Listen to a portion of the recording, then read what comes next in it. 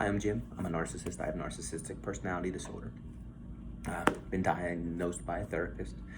Making these videos for anybody that's interested in my firsthand information.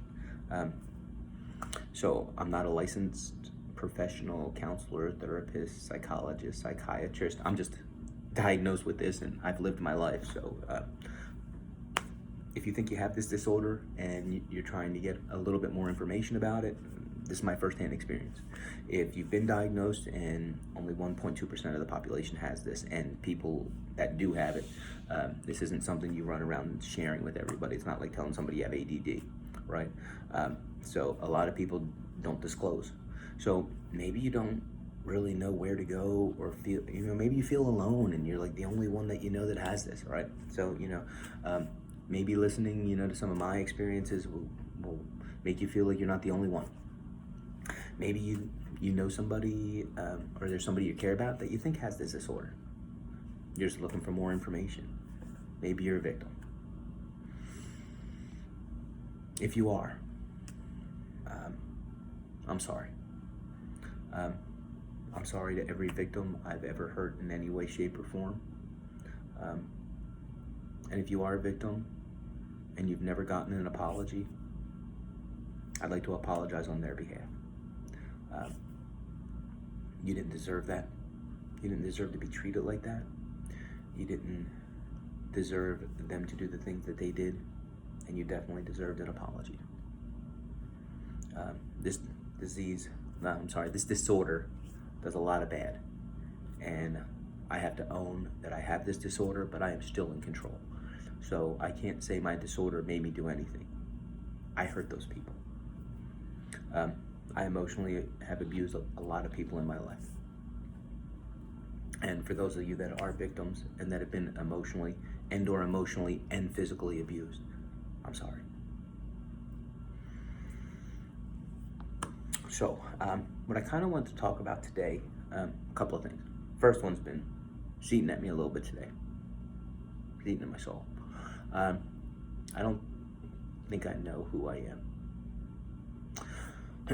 So when you have this disorder, we do so many things like hoovering, right? So hoovering, you're putting out a fake persona, trying to suck people in, right? You're trying to pretend to be like the ultimate nicest person in the world, right?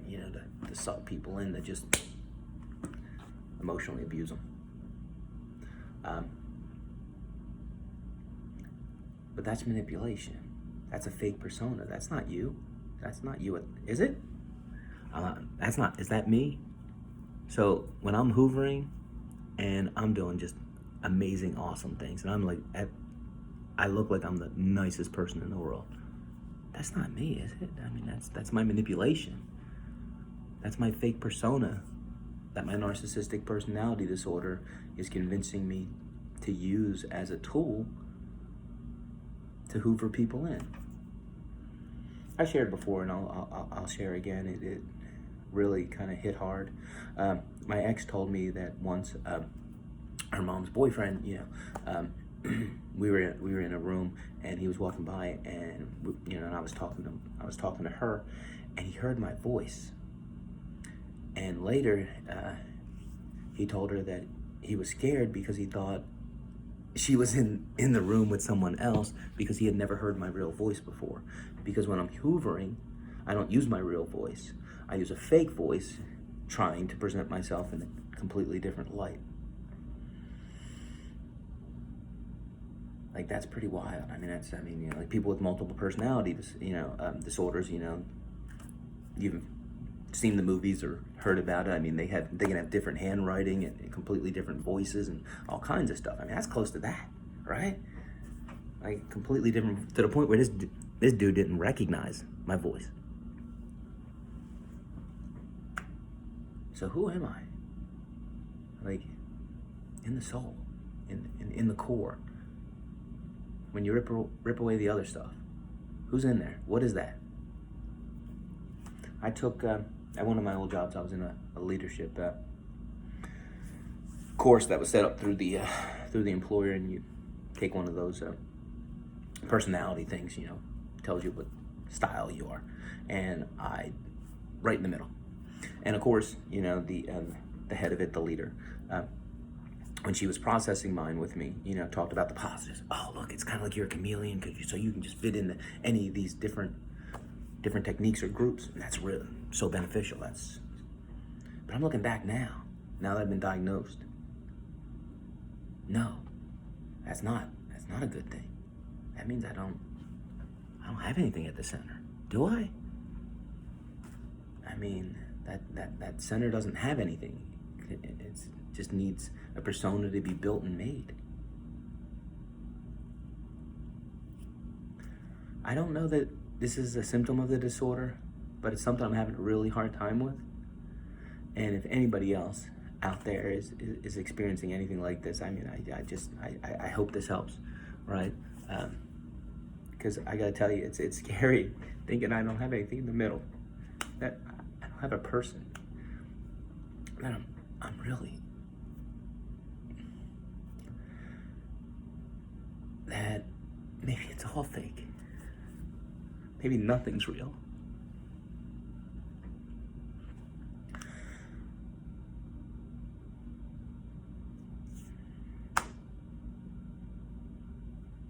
I don't know, this is our record to how fast I went from fine to crying, but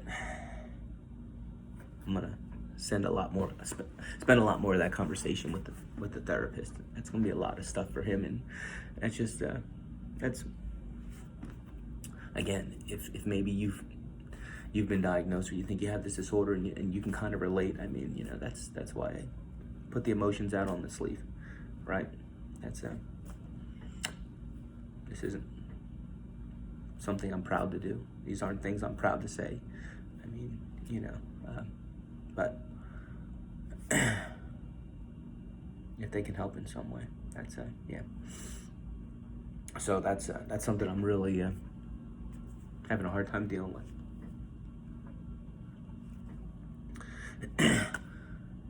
But my main topic today I wanted to share was this worksheet I did when I first started therapy with my therapist. And I don't know, there's copyright laws or whatever, so all I'm going to share is my answers and, you know, kind of some information about, you know, how I completed it, right? And it's under DBT. If you're not familiar, you know, feel free to do some research. But it starts out where it's trying to identify automatic thoughts and core beliefs. So, of course, my narcissistic personality disorder was created out of trauma, right? When I was young, my brother and I were walking home from baseball practice. He was hit by a car. I have survivor's guilt from that trauma, which created my narcissistic personality disorder. So mine comes from extreme shame, guilt, right? And it's created just a terrible self-loathing, right? Self-hatred. So at that, there's core beliefs, right? You're not good enough, right? Things like that. But how do we find out what those core beliefs are, right?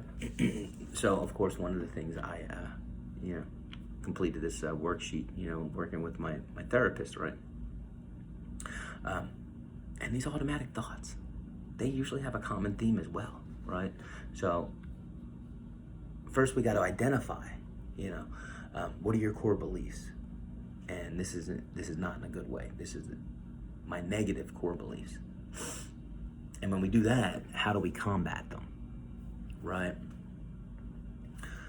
So, and also like automatic thoughts, they usually have a general theme, and it's not, for people with narcissistic personality disorder, it's not good, right? So I will give you an example of an automatic thought, right? So I was texting with an ex, and she accidentally sent me a text that was supposed to go to somebody else. Now, and the text said, I don't care what we do as long as there's a bad, right? Automatic thoughts. Oh my God, she's texting a guy and it's supposed to be bed, and autocorrect said bad, right? And here's the thing. So when I tell you automatic thoughts, this isn't a, hey, there's a chance. This was, no, this is exactly what happened. Oh my God, you just got the text that she's sending to her F toy, you know what I mean? And they're about to F, and those core beliefs. You're not good enough. You're not, you're not worthy, right, of her love or anybody's love, and nobody would ever care about you. And if they break up with you, they're just gonna go F whoever they want immediately, right? But one of the things, working with my therapist, right? But that's, if you had asked me at the time, is there any other option? I would have been like, no, are you kidding? Are you looking at this? Are you joking? So this was early on in this process. So I thought about what the therapist and I had talked about. I thought about my worksheet. And at that point I reached out, and and I kind of got like a giggle. No, I'm in a group chat, with some friends. We're all hanging out, and it was autocorrect. It was supposed to say bar, right? But here's the thing. Those core beliefs, right? And those automatic thoughts immediately went negative, right? So that's what I noticed is, man, these things have been corrupting me. They've been sabotaging everything. So identifying, what are those automatic thoughts? What are those core beliefs, right? And then we can start combating them. Like I combat my core beliefs, right, with affirmations that I read to my, and I do my affirmations in a couple of ways. So first I put them on my mirror, and I read them as I look at myself, and I talk to myself as I read them. I'm saying them to me. And I started something new very, very recently. Actually, a friend passed this information on, and this is really, really cool. She said she went to a seminar by Tony Robbins, and he was talking about that you should always elevate your heart rate, because if your heart rate is elevated and you're doing affirmations, it completely changes like the ability for them to like go into the brain and change, your thought processes and stuff like that. So, so imagine, right? Let's say you just doing affirmations, just willy-nilly, is you with a friggin' garden hose out back. Well, if you, like, I started doing my affirmations while I jog as well. So while I'm doing them while I'm jogging and my heart rate's increased, that's like breaking out a fire hose. So you went from, I'm just gardening with a little bit of water to, you're freaking pressure washing buildings, right? So that's something I started doing. And of course, the premise is we just kind of live our lives in negativity. And when you have this disorder, it's 10 times worse, right?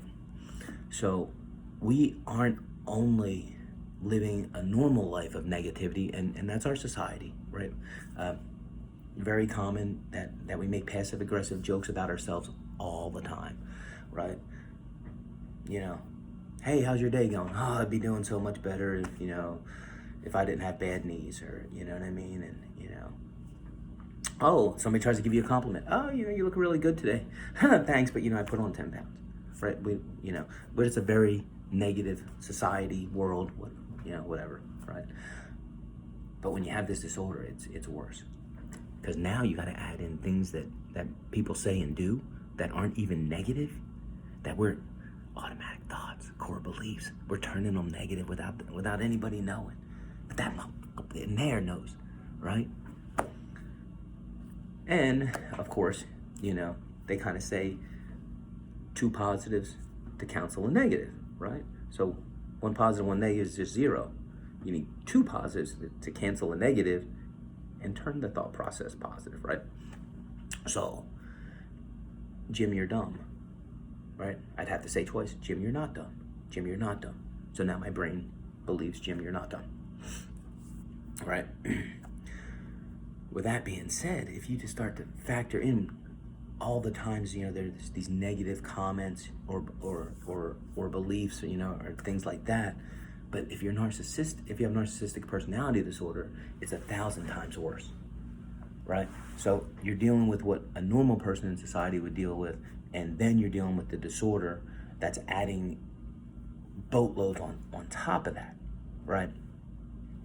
So that's why these core beliefs are so important, that we got to find a way to turn them, right? So one of the things I do is my affirmations, right? And I'm thankful for the person that shared the information for me to start doing those when I jog, right? Because I want to elevate my heart rate, which is going to increase them getting knocked into my head even harder, right? And for me, like, it's working. I'm gonna share something. So I noticed when I jog, and I haven't been jogging my whole life. As I started on a health journey, and jogging something, kind of within the last couple of years. So I noticed when I jog, and I jog, not short distances. I'm not going to glory hound and tell you the distance, but I'm not sure. I'm not going a half mile, a mile. I'm jogging long distance and by myself. And I've always just stared down. And I always thought, well, of course, make sure I don't run off the side of the road into the street, right? So I'm jogging yesterday, and it's just a beautiful, gorgeous day. And I kept kind of lifting the head up, and I'm soaking in the sunshine, and loving life. And I started wondering, I'm like, am I keeping that head down the same way I do to not make eye contact? Because again, remember, I feel shame. I feel shameful, right? So, that was a big one for me. So on the run, I started holding my head up a lot higher, and just enjoying the day, and I don't know. But holding my head up while I say these affirmations just really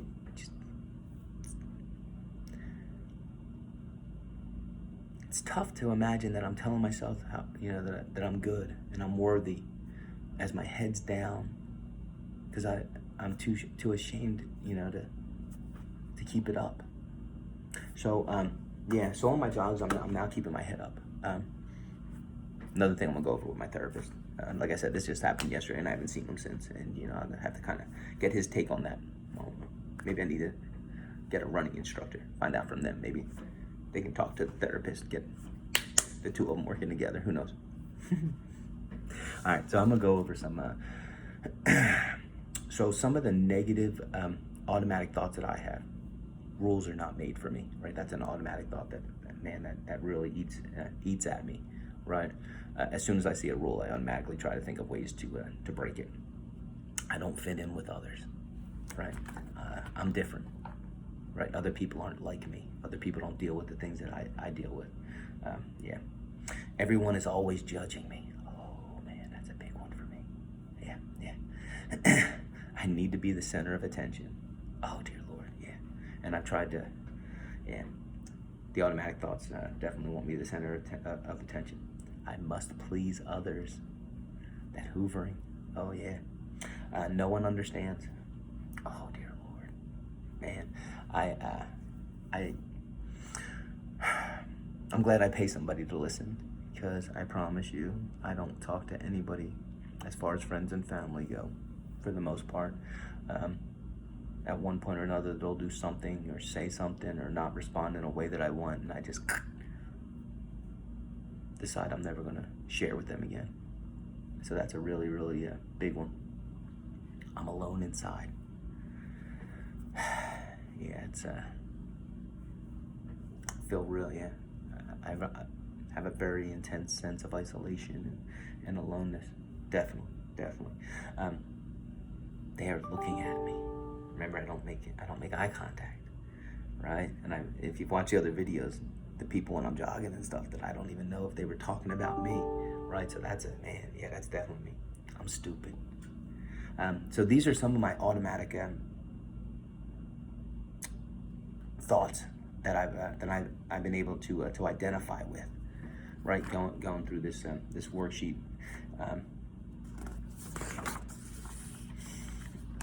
and then of course, you know, the worksheet goes over a couple of different things about, you know, being able to decipher what are the core beliefs behind it, right? So, and I'm going to share. These are some of one of my frequent automatic thought is more bad things happen to me than others. You know, that's a yeah. You know, oh man, if you know, I would have gotten that promotion if the bad things that happened to me happened to the person that got it, right? Man, you know, this person wouldn't be able to do the same things if, you know, what happens to me happens to them, right? Now, once I identified that, I then have to look at, if that thought is true, what does that mean about me? Oh, that means I play the victim, right? Right? I'm different. Bad things are always happening to me. Better things are happening to other people, and that's, I mean, I would get the same rewards they do if I didn't have all this bad stuff happening to me. Bad stuff happening to me because I'm a victim. And if that thought is true, what does that mean about me? Oh, I'm seeking the negative outcomes, aren't I? Oh yeah. Of course, my narcissistic personality disorder, you know, does stem from trauma. So deep down inside, my sense of self-hatred and self-loathing wants me to fail, right? I have something in there that wants negative outcomes. It wants me to not get that promotion so I can whine and complain to other people about not getting it, and they'll pity me. What a huge revelation, right? And if that thought is true, what does that mean about you? Right? Well, and of course this one, I went over it already. Something inside me wants to fail, right? And again, it asks, you know, if that thought is true, what does that mean about you? I've got something broken, right? I have this disorder, okay? This disorder is the root of wanting that negativity, right? So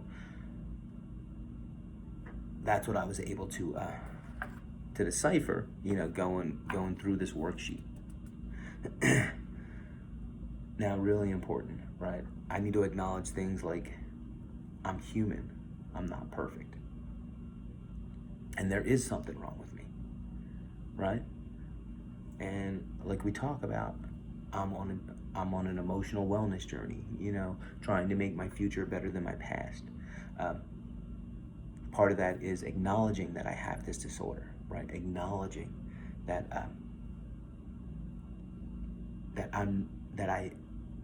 let me make sure I say this correctly, because I am to be held accountable for everything I have ever said or done in my entire life up till now. I don't blame the disorder, but I have to identify that the disorder wants me to do certain things and act a certain way, so I can be able to retrain my brain and acknowledge that I need to think things through before I act upon them, because if I don't, I'm gonna let this disorder run everything, and I know exactly where that gets me, right? And of course, the last page has me going through some like specific examples and what were the positives, you know, what were the negatives, and so that way you can kind of get an opportunity to see what happens when you do things the right way compared to when you do them the wrong way. And here's I used an example where I had bought a motorcycle, and you know, we need to take accountability, and I bought it. I thought I got like the greatest deal in the world, and of course a bunch of stuff on it was broke. It wound up costing me a lot more money than if I had spent a little bit more and bought a better one from somebody else, right? So that allows me to identify my role and my accountability, right? If you want to be cheap, you know, that's what I kind of had to put on my shoulders. But that was that was something my therapist and I did early on, and it really helped me to acknowledge my core beliefs and my automatic thoughts, which for me has been huge in my journey. Right, these are pivotal to any success that I'm gonna have. Yeah, and those automatic thoughts, man, it's when you get control of them, and I gotta be honest with you, like that's one of those that it was, imagine it kind of like a dam, right? You know, there's kind of like a little crack, and then boom, that moment just blows up. I mean, that water goes everywhere, and it's just like a big, huge flood. That's kind of like what this was, man. I gotta be honest. So the dam was there, and all those crazy thoughts and all that stuff. I mean, that NPD life was just filled up with water being dammed off. And man, my therapist and I did this, and it was that one little crack, and then boom, it changed everything in my life.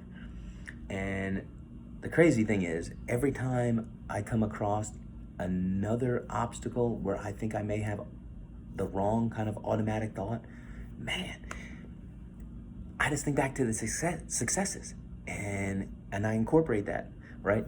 Hey, has my mind ever lied to me before? Has my mind ever initiated an automatic thought like this before where it was wrong? Oh my God, my whole life it has, right? You know, and I went through some of that in another video, but automatic thoughts are a big, huge impact into what really played a huge negative part of my life. But I'm on an emotional wellness journey, right? Looking for a better future than my past. So those automatic thoughts, they in trouble. They in trouble because I am lighting them efforts up, okay? I am telling you what, at this point, it's like being in the backyard throwing that ball up, right? I don't have to worry about anybody. I mean, they were pitching 120 mile an hour fastballs at me, and I tell you, at that point, I'm like, I couldn't even see the ball going by. I didn't know what was going on. I didn't even know how to bat in my hand, right? But now, man, I'm tossing that ball up and boom, knocking that ball out the park. Getting a control on my automatic thoughts was enormous and huge into changing my life.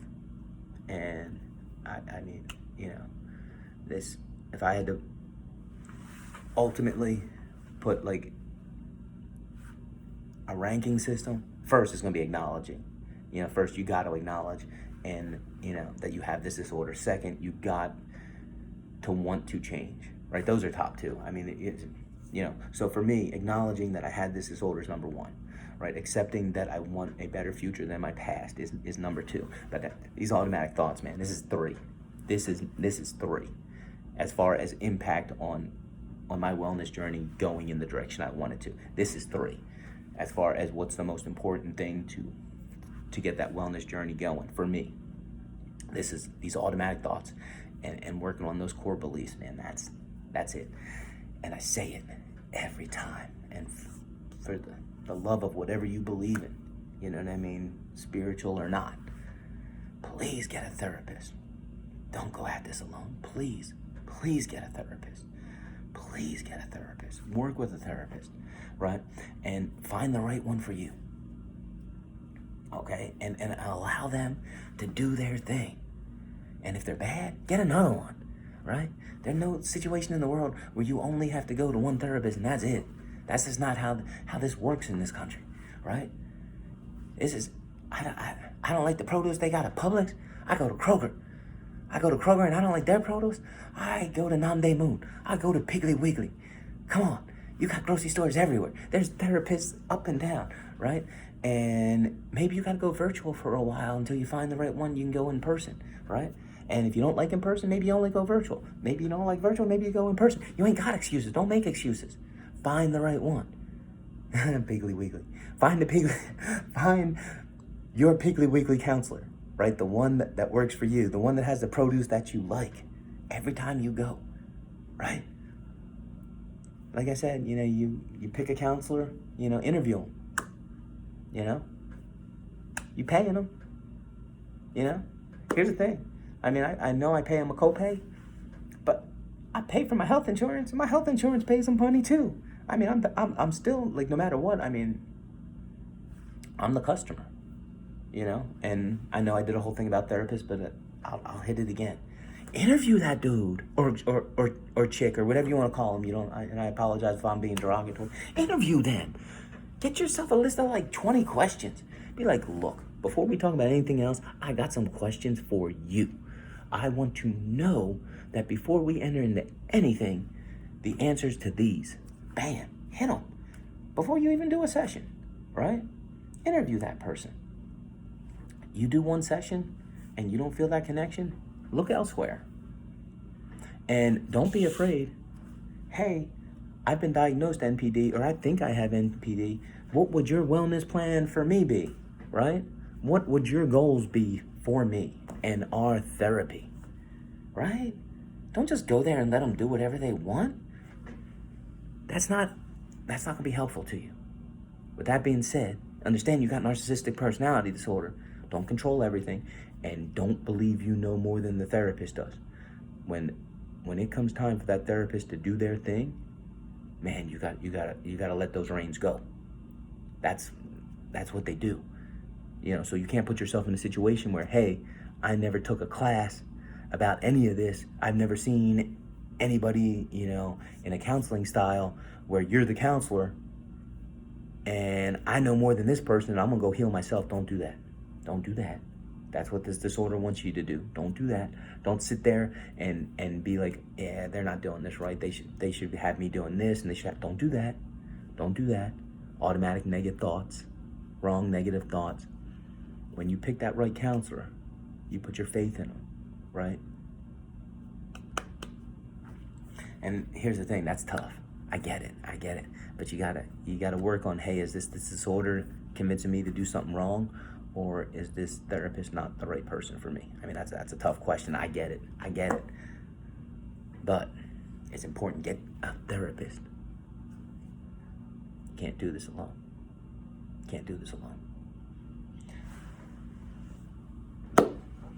Hope it was helpful. You know, don't hesitate to ask any questions. I always, if at any point you're not comfortable posting your questions, don't hesitate to just put a posting, you know, that you'd really like to talk to me. And I mean, you know, I'll give you my number, and you know, if you want to discuss things one-on-one, that's not a problem. So just trying to offer any help or assistance, because I didn't come to this realization on my own. Somebody brought me here. Somebody helped me, right? Somebody changed my life. I'd like to do that for anybody that needs it, because we're going to make a better future than our past, right? We're going to look at all those terrible things that we've done, all those terrible things that happened to us because we were letting this disorder run things, and we're going to make that change. And if I can help anybody get even an inch closer to that, man, yeah.